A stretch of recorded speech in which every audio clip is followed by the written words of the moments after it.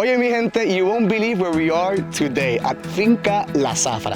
I'm Luis Peña, or better known as Backpacking Luis in my social media and also here in Puerto Rico. And today, I'll be your guide for a harvesting and cooking experience where we're going from farm to table, literally. Harvesting fresh ingredients, on hands cooking, and lots of Boricua flavor. It might get a little messy, but I'm here all for it. Vamos para allá.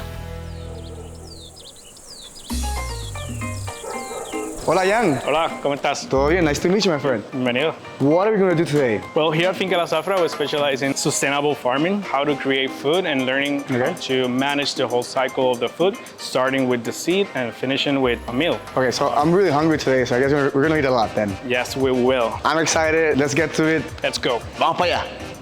Okay, Luis, here in Finca La Zafra, we have 30 acres, and in this corner, we let our seeds grow in our vivero. For me, it looks like a baby hospital, and that's one of the most important things to need at the beginning. Here are our babies.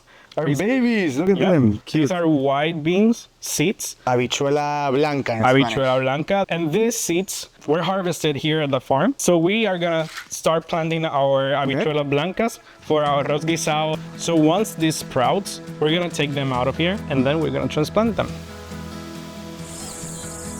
This is the acres that we use for transplanting the seeds that we already let sprout over there. Is we make sure that some animals or birds are not gonna take out the seed. So we make sure that the plant is already grown. We don't use any pesticides or chemicals. Our land is precious. And if we don't harvest, like for example, as much as other traditional farms, we don't care because we're making sure that our food is grown healthy, it's grown sustainable, that it's grown using practices that doesn't affect our surroundings. Yeah. This space, it's clean because of that. We invest in our soil the same way that the soil gives us back. So it's a whole cycle. Estamos ready para el jangueo. This pond was already built here. They use it for irrigation for the landscaping.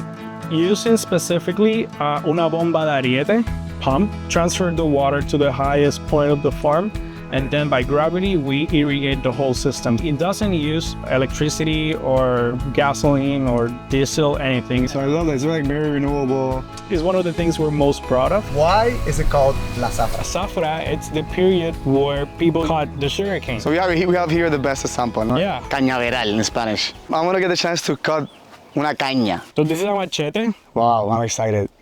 I'm scared. The perfect instrument for a Puerto Rican farmer. If you're gonna cut with your right hand, your right leg should be behind you. Wow, you even have like this. Plan your... Because if you have your leg in front of you, you can cut your leg. Okay, I don't want to come like that. It had happened. So we're gonna cut this sugarcane. Ooh, nice. Behind you. Yeah, oh, samurai attack. Ah.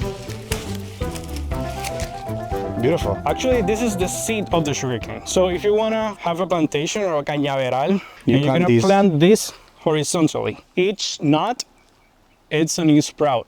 Can I eat it like this? You can also eat it like that. I love eating like this. We're gonna clean them first and then we're gonna eat them. It's very sweet, juicy. Love it. El fogón. El fogón. We have some sugarcanes that we're gonna make into guarapo. Guarapo? Sugarcane juice. I'm excited for this too. It's very good for your health. It gives you energy, regulates the sugar in your blood.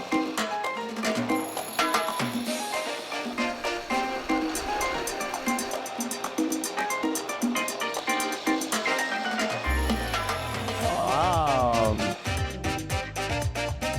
Cheers. Salud, cheers. We're getting now to the cooking experience. It's called crema de plátano. We're gonna use the smallest portion of the grater, or the guayo, and then we're gonna... You know, I've never done this. My abuelita wouldn't be proud.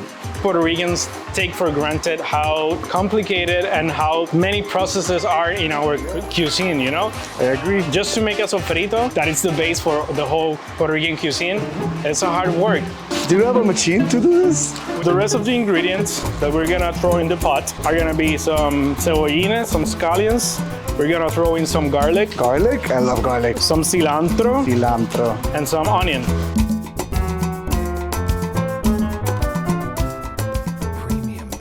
I wish you can smell it. It smells Beautiful, delicious. Yeah. We're letting it sweat over there.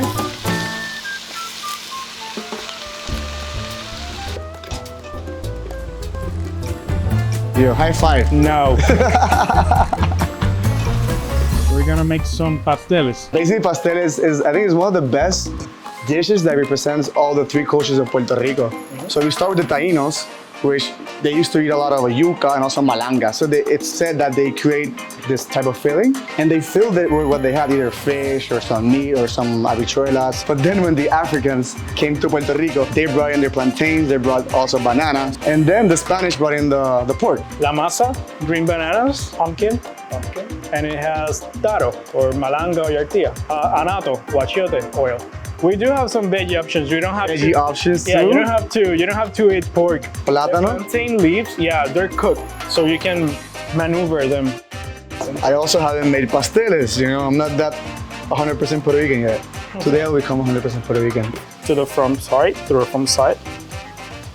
We're gonna bring this to the back. Grab your paper. Gonna flip, roll it again. And you're gonna like flip it like this. The back. So then I flip it here. Okay, same here. That's perfect. You're a pro. I'm a pro. All this for one pastel. It's very hard work.